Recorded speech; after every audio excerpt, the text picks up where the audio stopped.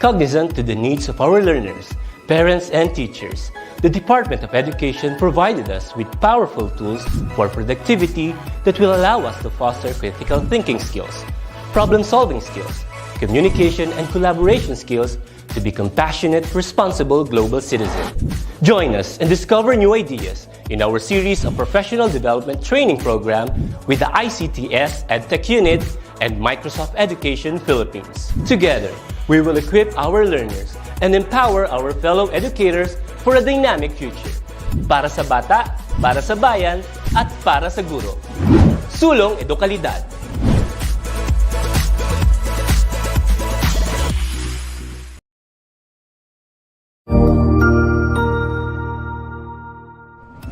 Magandang araw, Sir Wilbur po, at your service. Narito ang ETUlay upang gabayan ka sa inyong pag-aaral upang lubos na maunawaan ang iba't ibang paksa o subject. Ang ETUlay ay isang free online tutorial class na pinangungunahan ng ICTS Educational Technology Unit sa pamumuno ni Undersecretary Elaine Del B. Pascua. Ang programang ito ay hindi lamang para sa mga bata, kundi ito rin ay magsisilbing gabay sa mga magulang at mga guro kung paano nila ituturo o gagabayan sa bawat asignatura ang kanilang mga anak o mga estudyante.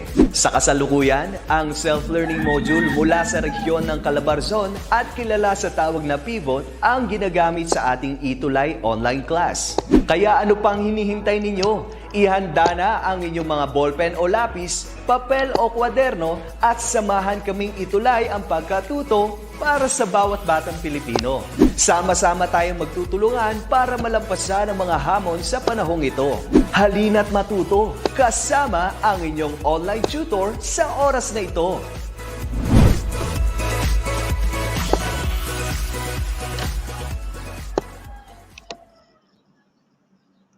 Yes, hello, magandang morning po sa ating lahat, our dear parents, dear fellow teachers, and specifically and particularly our dearest learners. Kumusta po kayo? I hope you are doing well at this moment. Although may mga instances na akala natin sumusuko na tayo, still, we are never having this losing hope, di ba? So tuloy lang, laban lang. So welcome po sa ating final week ng ating ETUlay online tutorial. And specifically for this subject, math remediation. Tayo po ay nasa quarter 4, week 8 na, and our main topic or main thing for this afternoon or this morning is all about interpreting drawing inferences based on data presented and solving routine and non-routine problems in a single or double vertical or horizontal bar graph. So, kumusta nga po kayo? Everyone, I hope marami kayong natutuhan with Tutor Mark C, Tutor Abhil, and Tutor Jester. So, si Tutor Mark C lamang ay may inaasikaso lamang at this very moment. Tomorrow, asahan natin, nandito siya para sa Tuesday Math Remediation. Good morning! And I hope natuto kayo, Joshua Pason, kay Gallagher, kay Mansawi, kay Ria, good morning, kay Edna, Christian, yes, kay Shaima, Jonalyn, Arlene, Reimer, kay Daniel, kay Ian Punzalan, Erin Miranda, kay Nisha, kay Althea, Akasha, kay Gabriel, kay Calvin, and also to Princess Jamela, Pia Joyce, Shaima, Christine Rose Reyes, Angelo, Alma, Alessandra, Akisha, Maria, Kenyel, Christy, Pia Joyce, Krisha, at marami pang iba.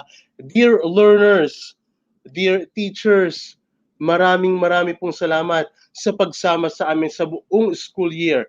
Kaya naman, we are on our final week ng ating ETUlay online tutorial. Good morning, Tutor Arlene Abayari. Uy, ang isa sa mga magigiting nating tutor, Rufina. Shireen, good morning, Heart. Jonalyn, mga teachers natin. Okay, so bago tayo magpatuloy with our math remediation for week 8, magkaroon muna tayo ng konting pagbabahagi all about this July nutrition Month. Diba? Kapag July, meron tayong tinatawag na Nutrition Month. Kayo ba ay laging malusog? Ano bang ginagawa ninyo para maging malusog? Kayo, mga bata, kumakain ba ng mga gulay, yung veggies na tinatawag natin, mga fruits? We should not forget eating those nutritious foods, okay? Huwag natin kakalimutan, napakahalaga niyan. Napakasimpleng bagay na pagkain ng gulay at prutas, huwag nating kalilimutan. Okay, so let me share you this thing all about our Nutrition Month. And here it goes. From the summitexpress.com. The Department of Education, or the DepEd, encourages all learners, officials, stakeholders, including parents, to participate the 2021 Nutrition Month celebration. Nutrition Month is an annual campaign held every July to create greater awareness among Filipinos on the importance of nutrition as provided under Presidential Decree 491 or the Nutrition Act of the Philippines. The law also mandates the National Nutrition Council, or the NNC, to lead and coordinate the nationwide campaign.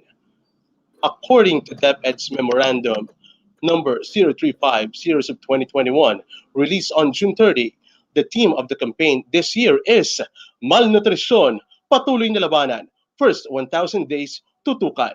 It calls for continued efforts to address malnutrition in the country, which is expected to worsen due to the COVID-19 pandemic.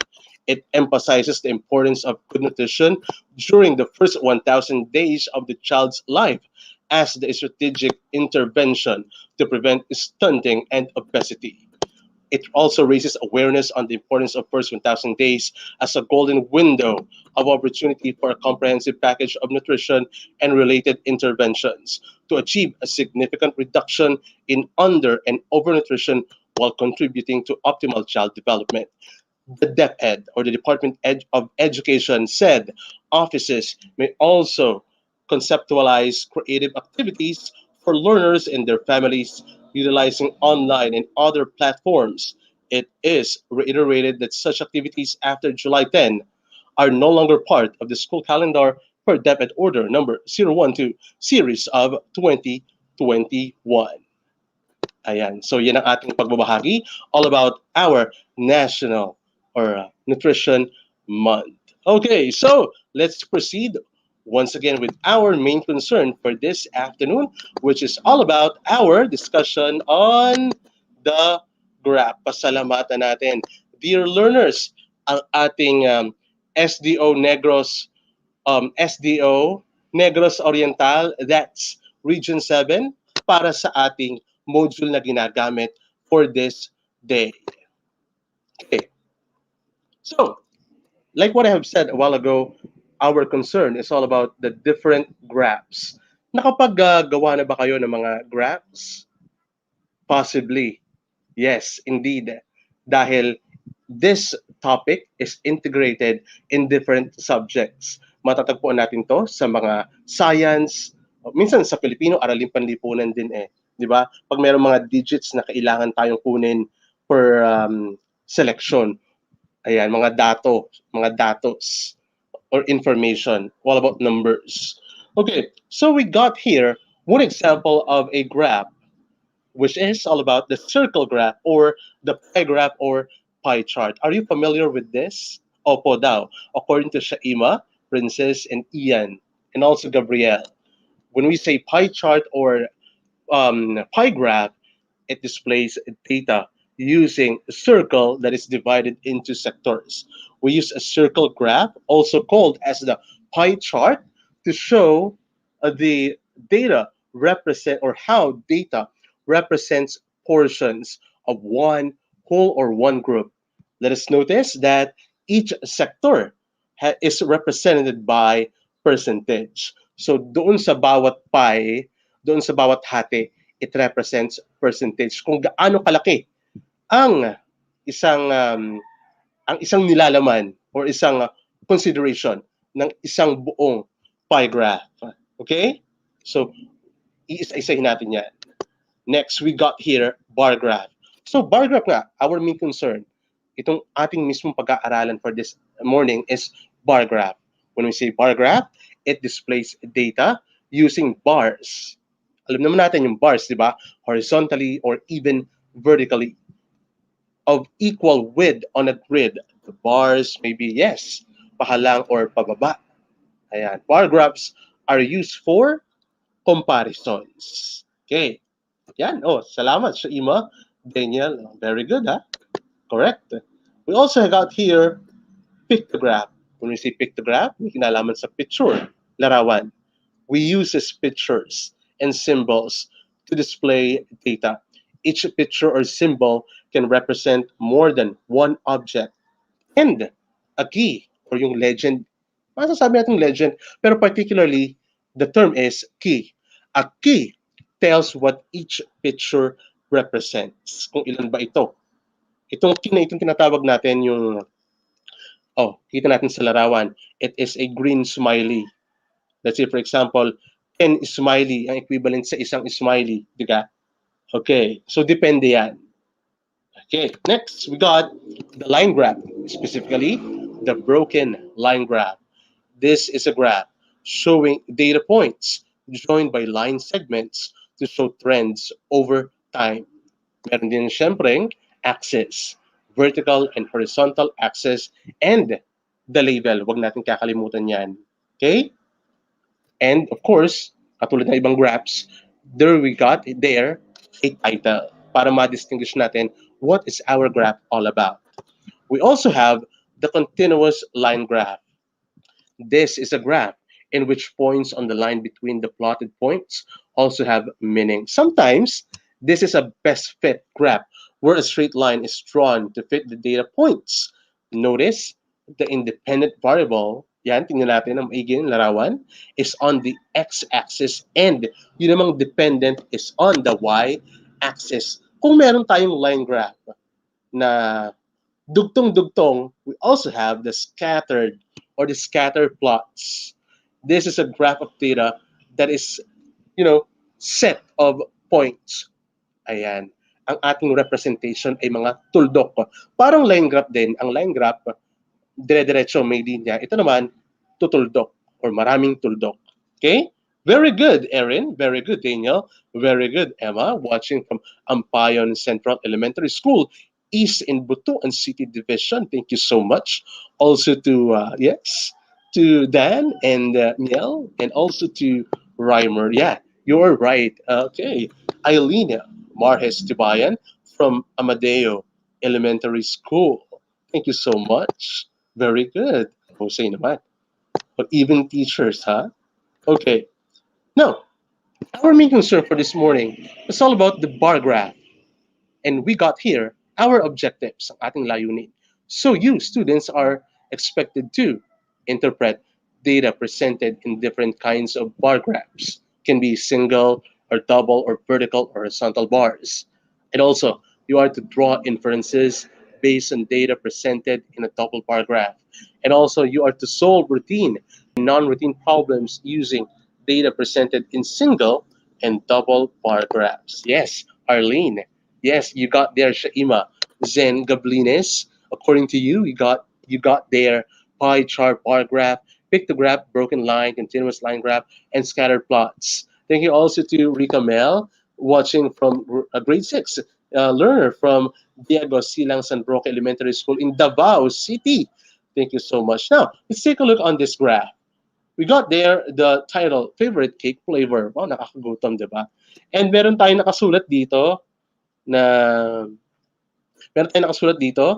sa gilid, number of votes. And we got there yung cake flavor and yung mismong content. Alamin natin kung ano ba mismo ang nilalaman ng ganitong uri ng graph. Mamaya yan. Let's have this first. A bar graph is used to compare data. Data is a collection of gathered information. A bar graph has two axes. Yung ating tinatawag na horizontal and vertical. Ano ba pag horizontal at ano ba pag vertical axis? Yan. Very good. Correct. Now, let's take a look. Alamin natin kung ano ang meaning or particularly yung label ng bawat isa dito. So, we got here, title natin ay kaarawan ng mga mag-aaral. Tingnan natin kung ano nga ba ang label nito. Definitely, that is our title or yung pamagat ng ating graph. Di ba? Very good, ha? Ang husay. Oy, ano kaya yung nasa gilid? Ano naman kaya yung nasa ilalim? Ano naman kaya yung nasa um, gitna or sa content mismo? Isa-isahin natin, ipagpatuloy natin. Yan. Itong nakikita natin, yung mga months, January or Enero, Pebrero, Marso, April or Abril, Mayo, Hulyo, Agosto, Setyembre, Oktubre, Nobyembre at Disyembre. Yan ang ating mga label. Siyempre, may kinalaman yan sa ating title. Di ba? Kung ilan nga ba sa mga mag-aaral ang may kaarawan sa bawat buwan na iyan. Okay? Good. At dito naman, continue tayo. Yan mismo, doon sa gitnang bahagi, doon sa content mismong nilalaman, yung pinakabida natin, that is our bar graph. Hanggang saan ang naaabot niya? Depende. Kung hanggang saang numero siya, naka-stop or naka-stop or kabilang. Okay? And we also have, huwag natin kakalimutan, yung grid lines para mas madali nating ma-distinguish exactly yung number na hinahanap natin. Good. Very good, Rhymer.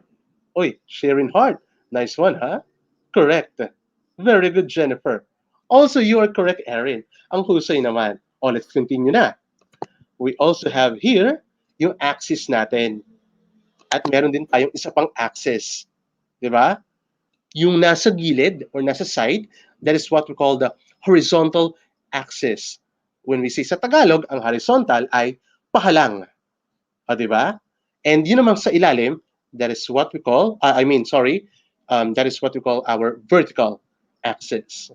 Doon yung ating sa gilid. Ano? Tapos yung horizontal naman, yung nasa ilalim, yun ang ating pahalang. Naunawaan ba? Yung sa gilid, yun yung pababa, that is vertical axis. Yung sa ilalim naman, that is what we call pahalang or horizontal axis. Very good, Rhymer. Good job, Arlene.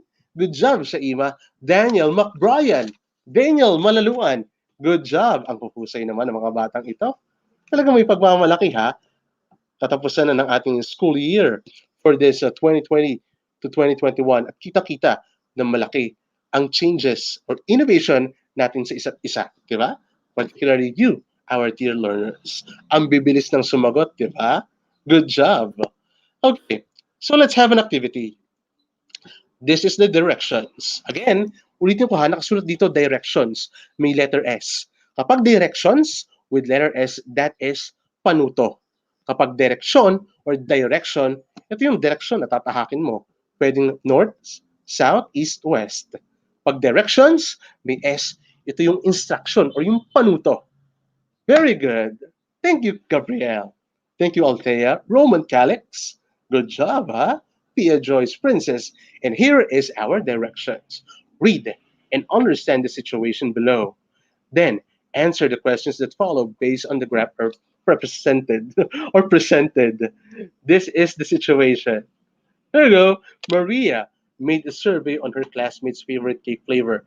25 of her classmates answered vanilla. O sa iba, vanilla. 20 naman answered chocolate.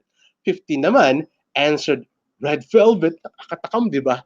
And 15 also for strawberry. Let's take a look on this graph. Basahin natin, tunghayan natin, pagmasdan, at ating alamin. Ang ating title, favorite cake flavor. Sa gilid, we got there ang ating vertical, number of votes, and yung ating horizontal axis, cake flavor. Ano-ano yung mga cake flavor na meron tayo there? We got vanilla, wow, chocolate, strawberry, red velvet. Uy, paborito daw niya ang red velvet, and as well as ako din, di ba? Watching from Tabuco Central, Naga, Camarines Sur, Rainiel Esparcia. Good morning to you. Okay, let's have it. Now, based on the graph presented, sagutan natin ang mga sumusunod na katanungan. What is the title of the graph? Ano ang pamagat ng ating graph? Yung exact ha, when we say when there is a question all about graphs, dapat eksakto na sagot ninyo. Okay? Pero kapag hinihingi naman na complete sentence, much better. Pero kung hindi naman, yung eksaktong mismong nakalagay doon sa graph, ang kailangang eksaktong nakasulat sa inyong sagutang papel. Very good. Let's reveal the answer. It is indeed the favorite cake flavor. You are correct, Calvin. Gabrielle Gallagher, Hans Shaima. Shaima. And also, Hans Ezekiel. Ang huhusay talaga ng mga batang ito. Very good. Chris Dalit watching from Maligaya Elementary School. Okay, next. What is found in the horizontal axis? Ano daw ang natatagpuan natin sa horizontal axis? Kapag horizontal, it's pahalang. Particularly yung nasa ilalim. Di ba? Okay. So if you answered cake flavor, you are definitely correct. Oy, tama ang kasagutan, Mac Brian. Daniel, Arlene, thank you. The third item, what is found naman in the vertical axis? Ano daw ang matatagpuan doon sa vertical axis? Okay. If you answered the number of votes, you got it. Correct ang husay.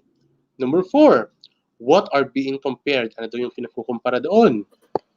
And yung mga different flavors ng cake na nandun lamang sa ating graph. Vanilla, chocolate, strawberry, red velvet. O, di ba? Nakakatakam, di ba? This calls for a celebration talaga. Final week na natin, dear learners. And number 5, what cake flavor has the greatest number of votes? What cake flavor has the greatest number of votes? Alin daw ang may pinakamaraming boto na nakuha mula sa estudyante? Oh, so if you answered vanilla, tama. Ayan. What cake naman flavor has the least number of votes?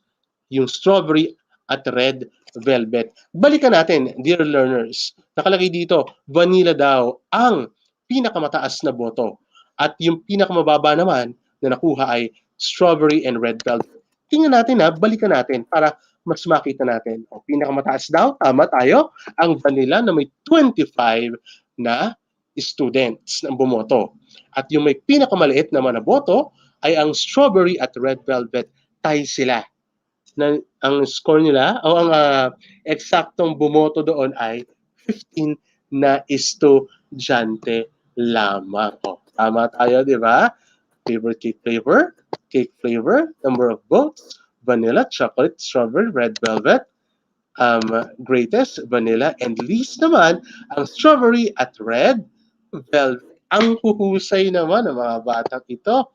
Uy, sino sa inyo nakakuha ng 5? Ng 6/6 sa slide na yan. Uy, very good.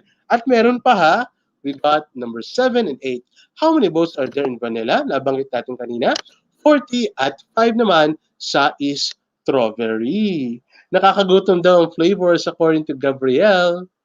Uy, Shaima, thank you so much. Now, let's proceed with the next activity. Here is our directions. Read and analyze the situations below. Answer the following questions sa inyong notebook or simple, dyan na lang sa inyong comment box. Number 1, we got here, Mang Jose harvested different kinds of fruits from his farm. The graph below shows the fruits he harvested per kilograms. Yan. Ano yun? O, pagmasdan natin maigi. Dear learners. Ayan. Oh, take note of the the labels. Yung mga numbers. Tingnan na maigi. Now let's have the questions. What is the title of the bar graph? What is the title of the bar graph? You are indeed correct, Gabrielle and Shirin. It is fruits harvested in kilograms. Ang husay. Letter B, what is found in the horizontal axis naman? Ano naman ang matatagpuan doon sa horizontal axis? Doon sa gilid. Doon sa ilalim pala, sorry. Sa pahalang. Pahalang. Ano yan? It is the number of kilograms. We got 10, 20, 30, 40, and 50. Tama, Iros. Vincent. Very good. Shaima, McBrien. Ang husay. Ang galing, ha? Impressive. Now, let's continue. Ganun pa rin. Yun pa rin, ha? What is found in the vertical axis? What is found in the vertical axis naman? Doon sa pababa. It is indeed the... Okay, it's the fruits. Yung prutas. Ano-ano yung mga prutas na available doon sa ating graph? We have banana na nakatutulong sa may kinalaman sa potassium, di ba? We have the mango, papaya, orange, nutrition month and nutrition month, ha, di ba? Mag-request naman kayo sa inyong mga magulang ng fruits or veggies na ihain niyo yung tanghalian, di ba? Para mas strong and healthy tayo, ika nga ni Tutor Madge. Stay strong and healthy ngayong nutrition month at sa buong taon. Okay. Letter D question, how many more kilograms of banana were harvested than mango? Ilan daw ang lamang nitong si banana kay mango? Ilan daw ang lamang nitong saging na na-harvest than mango? We got 20 more kilograms. Mas lamang ng 20 si banana kay mango. If you combine the kilogram of banana and mango and compare it against the kilogram of orange and papaya, which combined fruits have the most kilograms? Again, if you are going to combine the kilogram of banana and mango, pagsasamahin daw ang saging at ang mangga. At ikukumpara naman daw ito sa pinagsamang orange at papaya, which combined fruits have the most kilograms. O, tingnan natin. Siyempre, ang orange at papaya. Kasi ang papaya, 30 plus 50 ay 80. Samantala, ang banana na 40 na ang mango ay 20. 40 plus 20 ay 60 lamang. Therefore, mas lamang ang orange at papaya combination. Tama siya, Ima, Iros, Roman, Gallagher, you are really correct. Huhusay. Now, let's have next one. Mr. Peter owns 2 kitchen appliance stores. He compares the sales of 2 stores and records the information in a bar graph. Ayan. Meron tayong store A and store B. Comparison ito ng dalawa niyang store ni Peter. Ayan. So may store A, kita natin sa graph, na naka-dark, talagang black na black. At yung store B naman, gray. Pagkukumparahin natin ang mga nabentang refrigerator, mixer, oven, blender at rice cooker sa both store ni Mr. Peter. Let's proceed. Peter learners. Ayan. Letter A question. Which item sold the most in store B? If you answered rice cooker, tama kayo. Letter B question. Which store sold the least number of mixers? Store A ba or store B? If you answered store B, you are correct. Ang husay. Letter C. The number of refrigerators sold by store A is twice of store B. Is it correct? The number of refrigerator sold by store A is twice of store B. Ibig sabihin, ang mga nabenta ba ng store A at store B na refrigerator ay doble ba ang store A sa nabenta ng store B? True or false ba? Tama o mali ba? If you answered yes, you are correct. O, tingnan natin. Ang nabenta ng store B, refrigerator ha, ay 20. Samantalang ang store A naman ay 40. Alam naman natin na 20 times 2 is equal to 40. Kaya, doble ng store A ang benta nila sa store B. Yes na yes is our answer. Letter D question. What is the difference on sales of blenders between store A and store B? What is the difference on sales of blenders between store A and store B? O, focus tayo sa blender. Ayan. Di ba? Mas lamang ang store A na nabenta kaysa sa store B. Lamang ng 10 more blenders. Uy, tingin ko mas maraming nabebenta itong si store A, ha? Mas magaling yata ang mga tauhan ng store A. Ba? How many total appliances were sold by store A? Ilang lahat daw ang nabenta ni store A? Pagkasamasamahin natin. 40 refrigerator, 40 plus mixer, 35 plus oven, 30 plus blender, 40 plus rice cooker, 35 is equal to 180. Ang daming naibentang appliances talaga nitong store A. Ang huhusay ng mga tauhan nila. Ang galing, ano? Di ba? Okay. So we got here, fill in the blanks with the correct answer based on the data presented in the double bar graph. Choose your answers inside the box. Now, dear learners, I want you to screenshot this. Ayan. O, screen ko ha. Screenshot this. And mind you, that will be your assignment in 3, 2, 1. You may post your answers sa ating Facebook ETUlay group. That's DepEd ETUlay. Very good. Ayan. Okay. Next. O, eto pa. Screenshot this at i-post ang inyong mga sagot sa ating Facebook group na DepEd ETUlay. In 3, 2, 1. Nice one. Okay.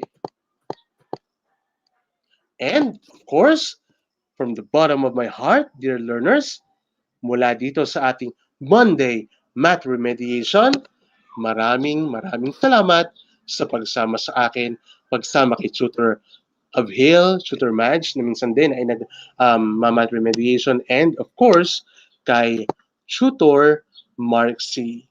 My name is, of course, your tutor. Okay, kilala niyo na ako. Siyempre, mahal na mahal kayo ng nag-iisa, si Tutor. Oy, ang dami nag-comment, ha? Mamimiss ko kayo. Magsama-sama tayo bukas para sa ating English 9 and on Wednesday for our English. Okay. Ayan, English, ha? May English student. Tingnan natin dito ni Ma'am Jennifer. At ang ating Filipino for para sa ating Wednesday online tutorial. Ang pahusay, ha? Uy, maraming salamat sa mga pagbati ninyo. Thank you so much. I really appreciate it. Maraming salamat sa inyo, dear learners. This is your tutor, Jester. Papaalam!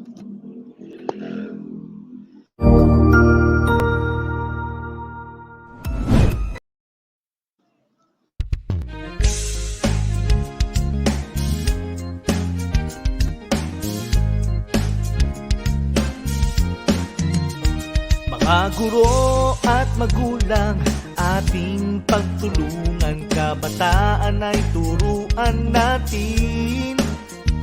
Kahit na nasa tahanan, pag-aaral ay tutukan, oras at kasanayan ay ilaan.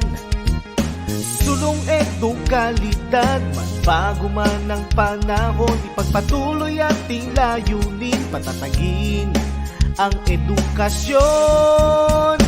ETUlay ang gabay sa pagkatuto, ETUlay edukasyon itatawid sa iyo. ETUlay paaralan di lalayo sa iyo. ETUlay sa makabagong panahon, ETUlay para sa kabataang Pilipino. Kayo ba'y may katanungan at hindi maunawaan? Kami ang gabay at tulay na magtuturo sa'yo. Sa tulong ng teknolohiya at maging ng social media, paaralan ay kusang lalapit sa'yo. Tulong edukalidad, supuin maling impormasyon, katotohanan nating ituro, paunlarin ang edukasyon. ETUlay ang gabay sa pagkatuto. ETUlay edukasyon itatawid sa iyo. ETUlay paaralan di lalayo sa iyo. ETUlay sa makabagong panahon. ETUlay para sa kabataang Pilipino. ETUlay ang gabay sa pagkatuto. ETUlay edukasyon itatawid sa iyo. ETUlay paaralan di lalayo sa iyo. ETUlay sa makabagong panahon. ETUlay para sa kabataang Pilipino. ETUlay, ETUlay sa kabataang Pilipino. ETUlay, ETUlay sa kabataang Pilipino. ETUlay, ETUlay sa kabataang Pilipino.